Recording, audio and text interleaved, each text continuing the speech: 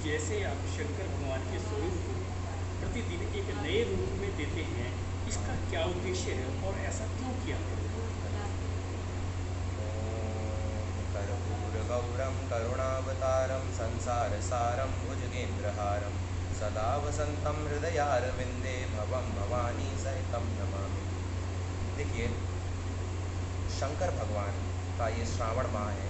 इसमें शंकर जी की पूजा अर्चना, रुद्राभिषेक आदि इत्यादि ये सब किए जाते हैं।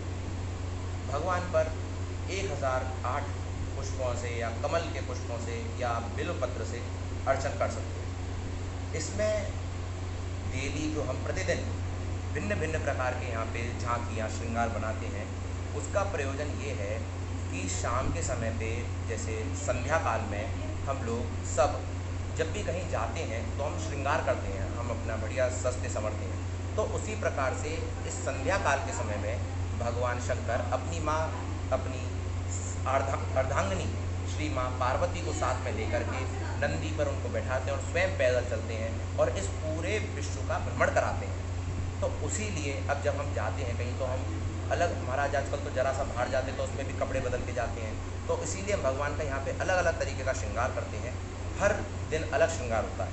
किसी दिन सोमनाथ का श्रृंगार करते हैं, किसी दिन यहाँ पर बद्री केदारनाथ का श्रृंगार करते हैं, काशी विश्वनाथ का करते हैं, आज जैसे अमरनाथ का श्रृंगार किया है यहाँ पे। तो उसी प्रकार से अलग अलग भिन्न भिन्न प्रकार के यहाँ श्रृंगार होते हैं। गुरुदेव, इसमें श्रद्धालुओं की भावना किस प्रकार से भगवान शिव से जुड़ती है, इन रूपों को देखकर कुछ इस पर प्रकाश दीजिएगा। देखिए, भगवान ये जो श्रावण का महीना है, ये पहले भगवान नारायण का हुआ करता था। इसमें भगवान नारायण की पूजा की जाती थी श्रावण के महीने में, और जो कार्तिक का महीना था वो भगवान शंकर के लिए था।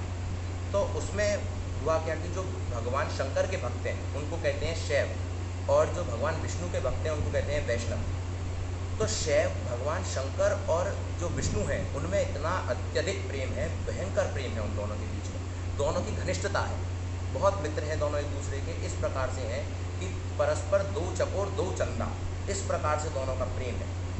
तो उनका, परंतु जो उनके भक्त हैं, जो शंकर जी के शैव हैं और जो भगवान विष्णु के जो हैं वैष्णव, उनमें आपस में नहीं बनती। वो कहते हैं कि हमारे शंकर जी श्रेष्ठ हैं, वो कहते हैं नहीं नहीं हमारे भगवान विष्णु श्रेष्ठ हैं। तो दोनों में आपस में कलह रहती है भक्तों में। तो इसीलिए भगवान नारायण ने कहा कि शिवद्रोही मम दास कहावा, सो जन मोहे सपने वो नहीं भावा। तो भगवान कहते हैं कि जो शिव का द्रोही है वो मुझे बिल्कुल पसंद नहीं है, और ये जो श्रावण का जो मेरा महीना है इसको मैं शंकर जी की अर्चना के लिए देता हूँ। तो प्रतिदिन इस श्रावण मास में भगवान विष्णु 1008 कमलों के पुष्पों से भगवान शंकर का सहस्रार्चन करते हैं संध्या के समय में, और भगवान के विद्वान ब्राह्मणों को बुला करके उनसे पूजा पाठ विधिवत सब कराते हैं, रुद्राभिषेक आदि इत्यादि ये सब कराते हैं। एक बार भगवान ने 1008 पुष्प चढ़ा रहे थे तो उसमें एक पुष्प कम पड़ गया। तो भगवान ने सोचा कि अब मैं क्या करूँ। तो उनको ध्यान आया कि लोग आप मुझसे कहते हैं पुंडरीकाक्ष, मतलब पुंडरीकाक्ष का मतलब है जिनकी आँख, जिनकी नैन कमल के समान हो, तो ऐसे भगवान है पुंडरीकाक्ष। तो उन्होंने भगवान पर अपनी एक आँख ही निकाल कर चढ़ा दी। तो ये प्रयोजन है। इसमें श्रावण के महीने में स्वयं भगवान नारायण ने शिव जी की पूजा करी। तो इसीलिए इसमें इस श्रावण के महीने में जो भी आप अपनी मनोकामना हो, भगवान के सोमवार के व्रत रखने चाहिए, उससे आपकी सारी मनोकामनाएं पूर्ण होती हैं। अगर किसी को सुख शांति समृद्धि की कामना हो तो वो गन्ने के रस से भगवान का अभिषेक करें, और कोई अगर बुद्धि विद्या की प्राप्ति करना चाहता हो तो दूध से अभिषेक करें, और यदि किसी की थोड़ी तबीयत खराब हो तो कुशोदकई ही, कुशा के जल से स्नान कराए, भगवान को अभिषेक करें उनका।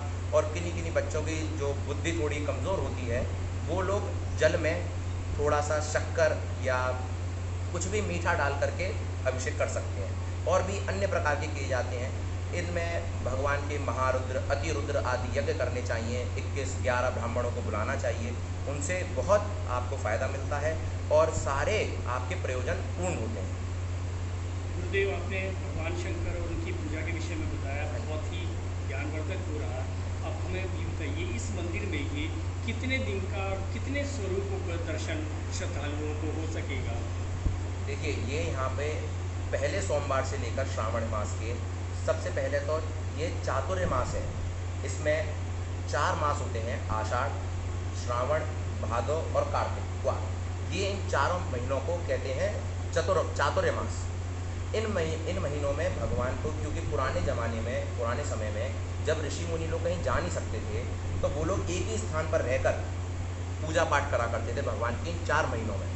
तो इसीलिए इस समय करना चाहिए 4 महीनों में भगवान का। तो ये श्रावण का जो महीना है ये आपका 5 तारीख से प्रारंभ हुआ है और यहाँ पर ये 3 तारीख को इस यज्ञ की यहाँ पे चल रहा है, श्री महारुद्र चल रहा है, उसका पूर्णाहुति करेंगे हम 3 तारीख को, 3 अगस्त को। बहुत बहुत धन्यवाद।